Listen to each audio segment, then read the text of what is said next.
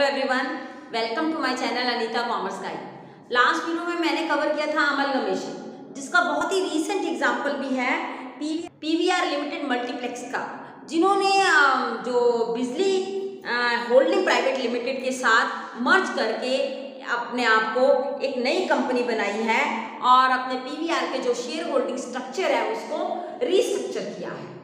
तो ये एक रीसेंट एग्जांपल है पीवीआर लिमिटेड का। और अदर एग्जांपल अगर आप अमलगमेशन के देखने चाहिए तो मारुति मोटर्स जो है they have operated in India and Suzuki which is based in Japan and they have amalgamated to a new company which is now called Maruti Suzuki. और जो दूसरा देखा जाए तो एक और एग्जांपल है Gujarat gas limited is an amalgamation of Gujarat gas company limited and GSPC gas. और आगे हम देखिए Satyam computer and tech Mahindra limited, ये भी एक एग्जांपल है। Tata sons and AIA group जो है हांगकांग के साथ अमलगमेट करके उन्होंने जो नई कंपनी फॉर्म की है टाटा AIG लाइफ इंश्योरेंस। तो ये कई एग्जांपल है जो कि अमलगमेशन के हैं। जो आज हम नया टॉपिक करेंगे वो है डिसेंडिंग शेयर होल्डर्स। मैं आपको बता देती हूँ जितनी भी जर्नल एंट्रीज है उनका मैं अलग से थ्योरी नहीं बताई आपको, क्योंकि मुझे नहीं लगता कि आप जो जर्नल एंट्री से मकअप कर सकते हैं। अगर आप एक प्रैक्टिकल एग्जांपल करते हैं, परफॉर्मेंस समझते हैं अकाउंट का, तो आपको जर्नल एंट्री जो है ऑटोमेटिकली ग्रास्प हो जाती है। आज हम करेंगे अगला टॉपिक डिसेंडिंग शेयर होल्डर्स। देखिए सेक्शन जो है 395 सब सेक्शन 5 कहता है कंपनीज एक्ट का कि जो डिसेंडिंग शेयर होल्डर है वो वाले शेयर होल्डर होते हैं जो ये अमलगमेशन के प्रोसेस से खुश नहीं है, जो कहते नहीं हमें नहीं अमलगमेशन पसंद है। जैसे समझ लीजिए घर में भी कई बार ऐसे हो जाता है कि आपकी मदर जो आपके लिए बहुत अच्छा डिश बनाती हैं, सारे उसे अप्रूव कर देते हैं, पर अगर आपको हो सकता है कि आपको वो डिश पसंद ना आए। तो ऐसे केस में मदर ये कहती हैं कि ठीक है भी आप बाजार से जाकर ये ले लीजिए पैसे और बाजार से जाकर आप अपने मनपसंद डिश ले आइए। तो इसमें ये एक एग्जांपल है डिसेंडिंग शेयर होल्डर का। यहाँ भी ऐसे ही है, डिसेंडिंग शेयर होल्डर्स वो अप्रूव नहीं कर रहे हैं अमलगमेशन की प्रोसेस को और वो नहीं चाहते हैं शेयर होल्डर्स जो ट्रांसफरी कंपनी का बनने के लिए वो उनकी मंजूरी नहीं है। They don't approve the amalgamation और they don't approve to become the share holders of new company और we can say transferee company. तो इस केस में कैसे होगा? तो हम सिर्फ डिसेंडिंग 2-4 शेयर होल्डर्स को लेकर हम अपनी प्रोसेस को पूरा खत्म नहीं कर सकते हैं। तो इस केस में हम 2 तरीके हैं आपके पास कि आप डिसेंडिंग शेयर होल्डर्स के साथ डील करके अपनी प्रोसेस ऑफ अमलगमेशन को कंप्लीट कर सकते हैं। देखिए section 395 sub section 2A and B कहता है कि shares of such descending share holder may be acquired by the amalgamated company. Number 1, on the same term what we are approving to other assenting shareholder. Number 2, on other terms which is agreed between the amalgamated company and dissenting shareholders. तीसरा ये है on terms as the court on application of either the transferring company or the dissenting shareholders think fit to order. इन तीनों में से जो भी applicable होगा उसके अनुसार जो है आपस में उसकी एडजस्टमेंट हो जाएगी। तो अब हम देखेंगे एक क्वेश्चन में, इस क्वेश्चन में हम ये देखेंगे कि जो डिसेंडिंग शेयर होल्डर है उसको किस तरीके से आप डील कर सकते हैं। देखिए एक तो ऐसा हो सकता है कि जो कंपनी सेलिंग कंपनी है वो खुद डिसेंडिंग शेयर होल्डर के साथ बातचीत करके उनके जो है उनको कैश देकर उनको एग्जिट करवा दे, या फिर ऐसा भी हो सकता है कि जो वो वाला कैश कौन दे देगा, जो सेलिंग कंपनी है उसको कुछ कैश जो है वो बाइंग कंपनी दे सकती है और वो कैश से उनका जो डिसेंडिंग शेयर होल्डर है उनका भुगतान किया जा सकता है। सेकेंड ऑप्शन ये है कि आप जो है उतना कैश जो है उठाइए मत, या तो आप कैश दे दीजिए सेलिंग कंपनी को ताकि वो डिसेंडिंग शेयर होल्डर की पेमेंट कर सके, या जब आप assets and liabilities take over कर रहे हैं तो वो वाला कैश उतना कैश बैलेंस आप मत लीजिए, आप उनके पास सेलिंग कंपनी के पास ही रहने दीजिए। तो ये दोनों तरीके हैं जिससे आप डिसेंडिंग शेयर होल्डर्स को डील कर सकते हैं। तो अब हम एक क्वेश्चन करने जा रहे हैं इस क्वेश्चन में मैं आपको बता दूंगी कि कैसे डिसेंटिंग शेयर होल्डर को डील किया है और क्या जर्नल एंट्रीज होती हैं। तो आपके सामने मैंने एक डिस्प्ले किया है, देखिए, Utkal limited agrees to take over the business of Bharat limited, the following is the balance sheet. Balance sheet आपको दी हुई है, यहाँ पर 12,000 शेयर्स दिए हैं आपको, जिसकी कीमत है 60,000। इसका मतलब एक शेयर है 5 रुपए का, ये ध्यान में रखिएगा। बाकी तो एसेट्स और लायबिलिटीज हैं। कैश एट बैंक को भी ध्यान में रखिए, 2500 रुपये कैश है। आगे हम देखेंगे कि उत्कल लिमिटेड ने सारे एसेट्स एंड लायबिलिटीज ले लिए हैं, लेकिन 1000 उन्होंने रख दिया है, 1000 कैश नहीं लिया है। ये 1000 कैश जो है वो डिसेंटिंग शेयर होल्डर्स के लिए बैलेंस जो है वो सेलिंग कंपनी को दे दिया गया है। सेलिंग कंपनी इसमें कौन सी है? भारत लिमिटेड, जिसको एब्जॉर्ब किया जा रहा है। अब देखिए परचेज कंसीडरेशन कैसे डिस्चार्ज की गई है कि शेयर होल्डर्स के, भारत के लिमिटेड के जितने भी शेयर होल्डर हैं उनको 1 शेयर के बदले में आप देख लीजिए 2 शेयर्स दिए जाएंगे। भारत लिमिटेड में अगर 2 शेयर हैं तो आपको 1 शेयर दिया जाएगा और उसका पेड अप कैपिटल कितना होगा? 9, और जो उसकी बुक वैल्यू है वो कितनी है? 10 रुपये। आगे चलिए, एक्सपेंसेस तो 300 दिए, वेरी सिंपल। अब कितने डिसेंटिंग शेयर होल्डर हैं इस प्रॉब्लम में? इस प्रॉब्लम में डिसेंटिंग शेयर होल्डर है 100, और उनको आप कैसे पेड आउट कर रहे हो? 7 रुपीज पर शेयर। तो ये अब आपको क्लियर हो गया कि 100 जो है वो डिसेंटिंग शेयर होल्डर है, और उनको हमने कितने पैसे देने हैं? यहाँ पर लिखा हुआ है 7 रुपीज पर शेयर। ये दिमाग में रखकर हम आगे प्रॉब्लम को बढ़ाते हैं। तो आप क्या क्या जर्नल एंट्री है वो सारा पास करेंगे। जर्नल एंट्री की फॉर्मेट मैंने बनाई हुई है। अब एक एक जर्नल एंट्रीज आपको इस प्रॉब्लम में मैं बताती जाऊंगी। सबसे पहले हमें ये पता होना चाहिए परचेज कंसीडरेशन कैसे बनाया है जी। तो परचेज कंसीडरेशन हम कैलकुलेट करेंगे पहले। परचेज कंसीडरेशन एक बार क्लियर हो गई तो आपकी जो जर्नल एंट्रीज है वो आराम से आपको पता चल जाएगी। तो ये देखिए परचेज कंसीडरेशन में आपने क्या, कितने शेयर्स दे रहे हैं? आप दे रहे हैं, अगर 2 शेयर हैं तो आप उसके बदले में कितना दे रहे हैं? 1 शेयर। और टोटल शेयर कितने हैं? आप देखिए इसमें टोटल शेयर आपको जो नजर आएंगे वो है 12,000 शेयर। टोटल शेयर कितने हैं? 12,000। उसमें से जो डिसेंटिंग शेयर होल्डर शेयर्स हैं वो कितने हैं? 100। इसका मतलब रिमेनिंग शेयर्स कितने रह गए? 11,900। देखिए ध्यान से, 12,000 शेयर्स आपको प्रॉब्लम में दिए हैं, 100 शेयर आप माइनस कर रहे हैं जो कि डिसेंटिंग शेयर होल्डर्स है, जो नहीं मान रहे आपका कहना, हमें नहीं चाहिए कि हमें आपके अमलगमेशन में या अमलगमेटेड जो कंपनी है जहाँ ट्रांसफर कंपनी उसके शेयर होल्डर नहीं बनना है। तो 100 हमने माइनस करके बैलेंस शेयर आपके पास टोटल कितने रह गए? 11,900। अब देखिए 2 के बदले में आप 1 शेयर दे रहे हैं, तो 11,900 के बदले में आप कितने शेयर देंगे पहले तो निकाल लीजिए। तो ये अगर आप कैलकुलेट करते हैं तो आपका आ जाएगा 5 2 10 and then again 2 9 18 and then 5 0 5950। ये आपका अमाउंट जो है ये आपका आ जाना चाहिए। अब 5950 को आप मल्टीप्लाई करेंगे 9 रुपीज से, जो कि आपका क्या है? पेड अप कैपिटल है।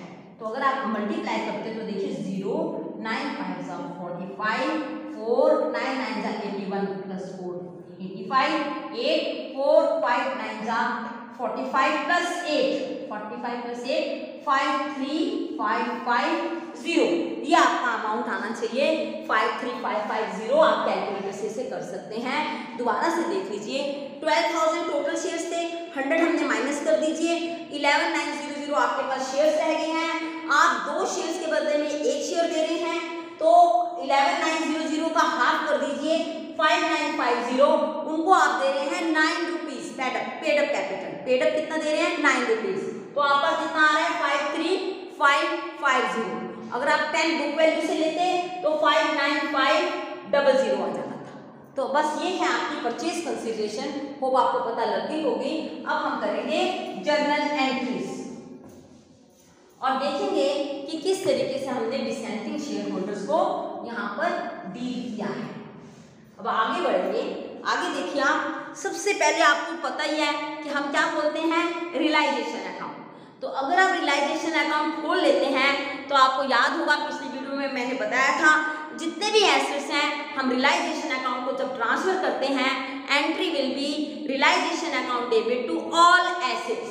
यहाँ पर एक छोटा सा फॉर्मेट हम साइड साइड में बना लेते हैं रियलाइजेशन अकाउंट, आपको बाद में कोई क्लियर है। यहाँ पर साइड में मैंने बनाया है रियलाइजेशन अकाउंट, जितने भी एसेट्स हैं यहाँ पर हम ट्रांसफर कर देंगे, यहाँ पर हम बाय लायबिलिटी ट्रांसफर कर देंगे, फिर हम इसका बैलेंस भी बाद में साथ में देखते जाएंगे। अब देखिए रियलाइजेशन अकाउंट कितना है, आप देख लीजिए जितने भी एसेट्स हैं। अब एसेट्स को आप लिखना शुरू कीजिए, कितने एसेट्स हैं आपके। रियलाइजेशन अकाउंट डेबिट, अभी अमाउंट बाद में आएगा, क्रेडिट करते जाइए एसेट्स को। Land and building 16,000, right. आप प्रॉब्लम में देख लीजिए, मैंने डिस्प्ले की है। आगे देखिए 14500, ये है आपका प्लांट एंड मशीनरी। उसके आगे हम बढ़ेंगे, स्टॉक अकाउंट आपको दिया हुआ है 26,000, तो आप लिख लीजिए 26,000 स्टॉक अकाउंट। और उसके बाद आपको जो डेटर्स दिए हैं वो है 28,000, डेटर्स लिख लीजिए। उसके बाद जो आपको बैंक, देखिए बैंक बैलेंस आपका 2500 था, आपको क्या किया गया था कि 1000 आपने नहीं लेना है, तो कितना ले रहे हैं आप 1500, 2500 में से 1000 गए, 1500 आप जो है बैंक बैलेंस उठा रहे हैं। अब इन सबका आप टोटल करेंगे और रियलाइजेशन अकाउंट में डेबिट साइड डाल देंगे 86,000। अब ये 86,000 हम रियलाइजेशन अकाउंट में भी डालते जाते हैं ताकि हमें बाद में क्या पता चल सके, इसका बैलेंस भी पता चल सके।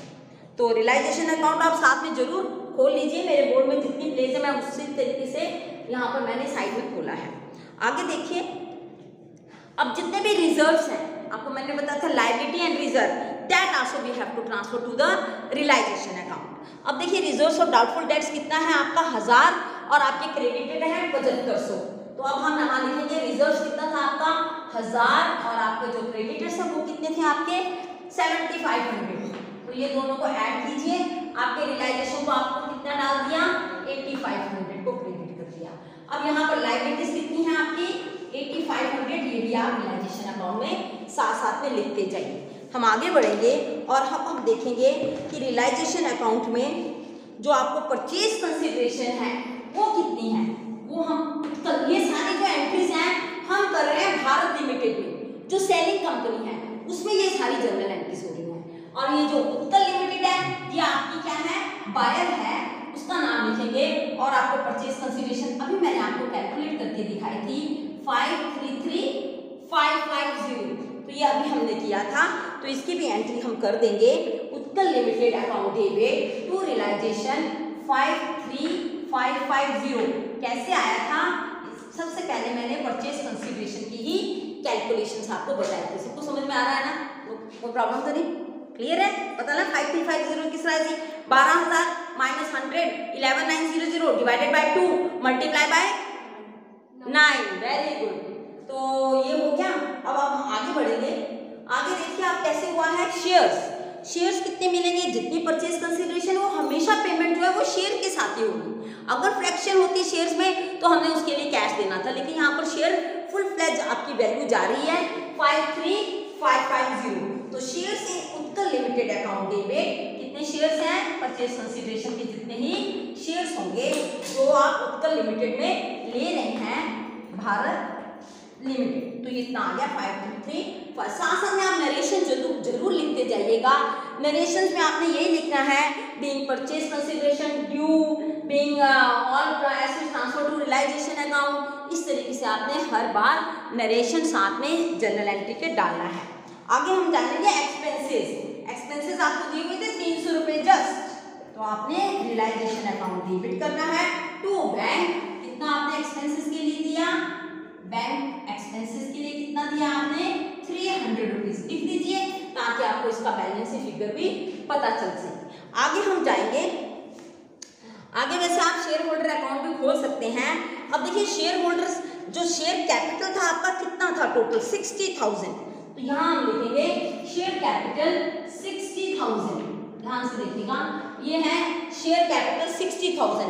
इसमें से जो शेयर होल्डर माने हैं आपके, अब कितने शेयर होल्डर नहीं मानेंगे, डिसेंटिंग शेयर होल्डर कितने हैं आपके 100 है, तो 100 जो है वो डिसेंटिंग शेयर होल्डर है, उनकी वैल्यू कितनी आएगी 5 रुपए, आपको शेयर कैपिटल में शुरू में दिया हुआ है। तो 100 मल्टीप्लाई बाय 5 करेंगे तो डिसेंटिंग शेयर होल्डर कितने अब आपके आगे यहाँ पर 500, और जो बाकी का बैलेंसिंग अमाउंट है that is for share holder. इसका मतलब 100 शेयर हटा दीजिए, तो 11,500 को मल्टीप्लाई बाय 5 करेंगे तो आपका जो आंसर आना चाहिए 59500। ये कैसे आया? टोटल शेयर से 12,000 माइनस कितने 100, कितना आ गया? माइनस करो 100, कितना आ गया 12,000 में से? 11,900। मल्टीप्लाई करेंगे 5, यू विल गेट 59500। तो ये एंट्री आपको सबको क्लियर है। तो आप शेयर कैपिटल या शेयर होल्डर्स का अकाउंट अलग से खोल सकते हो ताकि उसके बैलेंस शीट फिगर के बारे में भी हमें पता चलता रहे। आगे हम देखेंगे डिसेंटिंग शेयर होल्डर्स। अब देखिए आपके डिसेंटिंग शेयर होल्डर कितने हैं? आपको कोई पता है? 500। कितने हैं डिसेंटिंग शेयर होल्डर? 500। अब देखिए क्योंकि देखिए हम उनको पैसे कितने दे रहे हैं? 700, right? How much we are paying? 700, जबकि उनको देना कितना चाहिए था? 500। इसका मतलब 200 का जो लॉस है that will be debited to realisation account. तो 200 रियलाइजेशन को डेबिट करेंगे और टोटल जो हम बैंक में पेमेंट कर रहे हैं वो कितनी कर रहे हैं? बैंक के साथ जो पेमेंट कर रहे हैं डिसेंटिंग शेयर होल्डर को वो 700 रुपीज है। अब ये जो 200 है ये हम ट्रांसफर करेंगे रियलाइजेशन अकाउंट में। यहाँ लिखेंगे जो to dissenting share holder. Dissenting share holder को हमने कितना दिया? 200। क्लियर है स्टूडेंट्स? Next share holders. अब जो विलिंग है, विलिंग जो शेयर होल्डर्स है that also we will see and we will close this realisation account. आप इस रियलाइजेशन अकाउंट को बंद करेंगे और जो भी आंसर आ जाएगा वो असेंटिंग शेयर होल्डर्स को उसका लॉस जाएगा। अब देखिए 86,500 यहाँ पर आ गया, इसमें से माइनस कीजिए ये दो, कितना था आपका? 53,550 प्लस 8500, तो ये आपका बन जाता है 500,12,6,62050। इसमें से माइनस कीजिए 4, 6 माइनस 2 4, 8 माइनस 6 2, तो आपका ये आंसर आना चाहिए 24450, जो किसको जाएगा? बाय असेंटिंग शेयर होल्डर, और यहाँ का टोटल आ जाएगा 86,500। एक बार कैलकुलेटर से जरूर इसे कंफर्म कर लीजिए कि कैलकुलेशन बिल्कुल ठीक है। 24450, यहाँ लिखने में गलती हो गई, 24450। अब ये हम यहाँ पर लिख देंगे शेयर होल्डर जो असेंटिंग शेयर होल्डर है that account will be debited 24550, right? और रियलाइजेशन को भी कितना? 24550। हम आगे बढ़ेंगे। जो रिजर्व है, देखिए रिजर्व आपको जरूर दिया होगा, रिजर्व आपको दिया हुआ है, आप देख लीजिए रिजर्व फंड अकाउंट आपको दिया होगा जो 12,000, तो रिजर्व फंड 12,000 है और प्रॉफिट एंड लॉस अकाउंट का जितना आपको दिया हुआ है बैलेंस शीट में, देखिए स्टेटमेंट में जो आपको प्रैक्टिकल प्रॉब्लम मैंने डिस्प्ले की है 6500। तो अब हम यहाँ पर लिखेंगे 12,000 रिजर्व फंड। प्रॉब्लम में देखिए आपको दिया हुआ है 6500 profit and loss account will be transferred to the share holders account that is to assenting share holders account. तो यहाँ हम ऐड कर देंगे तो आपका आ जाएगा 18,500। अब हम अगली एंट्री देखेंगे। लास्ट एंट्री है शेयर होल्डर असेंटिंग और विलिंग, आप कुछ भी लिख सकते हैं। शेयर होल्डर विलिंग और असेंटिंग, असेंटिंग एक ही बात है, जो विलिंग दे रहे हैं आपने, जो अप्रूवल कर रहे हैं। 2 शेयर्स इन उत्कल लिमिटेड, कितने थे? याद कीजिए परचेज कंसिडरेशन और इधर लिख दीजिए 53,550। तो ये सारी एंट्रीज हो गई हैं, हमने एंट्रीज कंप्लीट कर ली हैं in the books of Bharat limited. अब जो हम करेंगे वो जर्नल एंट्रीज करेंगे in the books of buying company. तो अब हम जो एंट्रीज करेंगे in the books of buying company that is Utkal limited. Utkal limited की एंट्रीज जो होंगी वो क्या होंगी? देखिए बहुत ही इजी है। जितने भी एसेट्स हैं दैट विल बी डेबिटेड, और जिस अमाउंट से बैंक बैलेंस लिया गया था उसको डेबिट करेंगे। टू लायबिलिटी, जितनी भी लायबिलिटी है, और जो डिफरेंस आ जाएगा that will credit to capital reserve account. तो ये हम देख लेते हैं, अमाउंट लिख लेते हैं तो आपको क्लियर हो जाएगा कि कितना अमाउंट है। तो देखिए सबसे पहले लैंड एंड बिल्डिंग कितनी दी हुई है आपको? देखिए लैंड एंड बिल्डिंग 16,000 दी हुई है, तो यहाँ पर हम लिखेंगे 16,000। और आगे हम चलेंगे प्लांट एंड मशीनरी 14,500, और उसके आगे आप चाहिए स्टॉक अकाउंट आपको 26 दिया है, और डेटर्स जो है वो 28,000 है, अब आपने यहाँ पर बड़े ध्यान से देखना है बैंक बैलेंस। बैंक बैलेंस कितना था आपका, हमने देखा था 2500 से 1000 हमने रहने दिया था और 1500 उठाया था।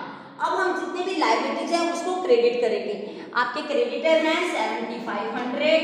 आगे चलिए, रिजर्व फंड है, रिजर्व फॉर डाउटफुल डेट्स है 1000। उसके आगे बढ़ेंगे हम। बिजनेस परचेज का मतलब है परचेज कंसीडरेशन, जो हमने कैलकुलेट की थी, परचेज कंसीडरेशन 53550। और उसके बाद जो है, अब देखिए इसका टोटल कीजिए आप। इस टोटल में से ये सारा माइनस कर दीजिए।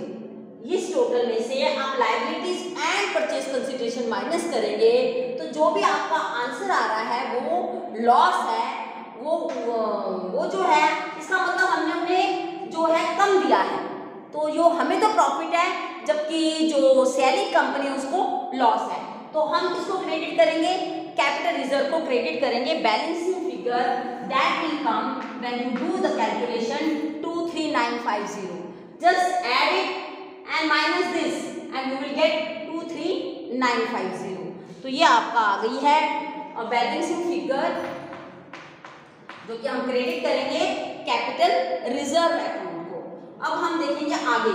आपने बिजनेस परचेज कंसीडरेशन कितनी थी, 53550। अब इस परचेज कंसीडरेशन को आप कैसे दे रहे हैं, दैट मैटर्स ए लॉट।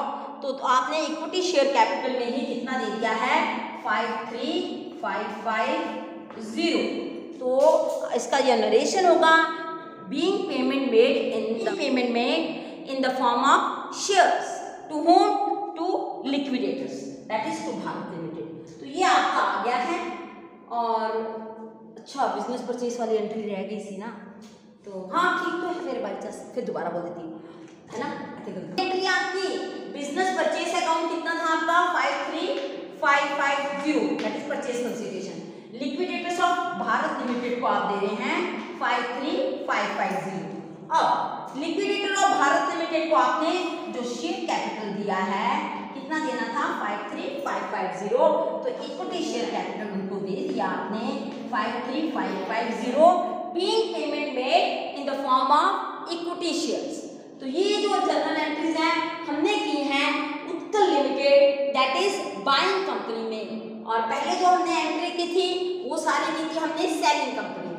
तो आपको ये जो प्रैक्टिकल एग्जाम्पल है मैंने अभी आपको सॉल्व करवाया है, जरूर पता लगा होगा कि डिसेंडिंग शेयर होल्डर्स में हम परचेज कंसीडरेशन कैसे निकालते हैं और क्या जर्नल एंट्रीज करते हैं। इसी प्रकार से हम ऐसे ही हम अगला जो टॉपिक करेंगे that will B inter company investment. उसमें भी हम ये सारी जो एंट्रीज हम करवा रहे हैं, रियलाइजेशन को डेबिट करते हैं, एसेट्स को क्रेडिट करते हैं, लायबिलिटीज को क्रेडिट कर, ये सारा जो है हम आगे भी रिपीट करते सीखते जाएंगे।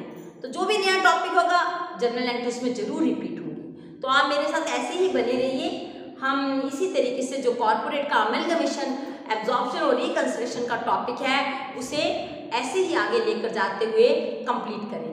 आप मेरी इस वीडियो को जरूर लाइक कीजिए, कमेंट कीजिए, शेयर कीजिए और मेरे चैनल को सब्सक्राइब करना बिल्कुल ना भूलें। और मुझे अपने चैनल को इम्प्रूव करने के लिए अपनी सजेशन कमेंट बॉक्स में जरूर डालते रहिए। Thank you very much.